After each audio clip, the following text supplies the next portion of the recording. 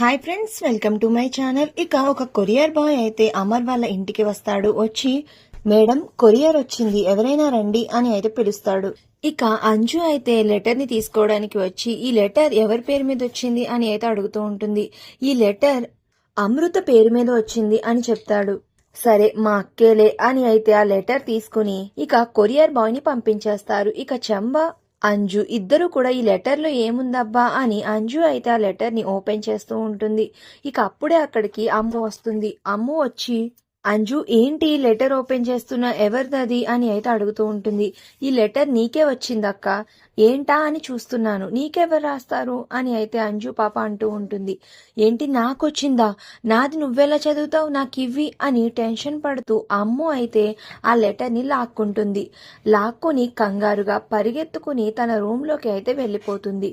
ఏంటి అమ్ము ఇలా బిహేవ్ చేస్తుంది అని అంజు చంబా అయితే వెళ్ళిపోతున్న అమ్ముని అలాగే చూస్తూ ఉంటారు. ఇక అమ్ము లెటర్లో ఏముందో ఏంటో అని టెన్షన్ పడుతూ ఆ లెటర్ని అయితే తన రూమ్లో కూర్చుని ఓపెన్ చేసి చదివి చాలా టెన్షన్ పడిపోతూ ఉంటుంది.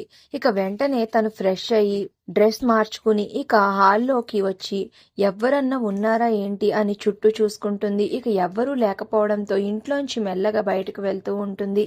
ఇక మెల్లగా అలా వెళ్తున్న అమ్ముని అయితే బాగి చూసి ఇక పక్కకి దాక్కుని అమ్ము ఏంటి ఇలా వెతుకుతుంది, ఎక్కడికి వెళ్తుంది అని చాటుగా ఉండి అమ్ముని చూస్తూ ఉంటుంది. ఇక అమ్ము ఇంట్లోంచి అయితే బయటకు వెళ్ళి బయట ఆటో కోసం చూస్తూ ఉంటుంది.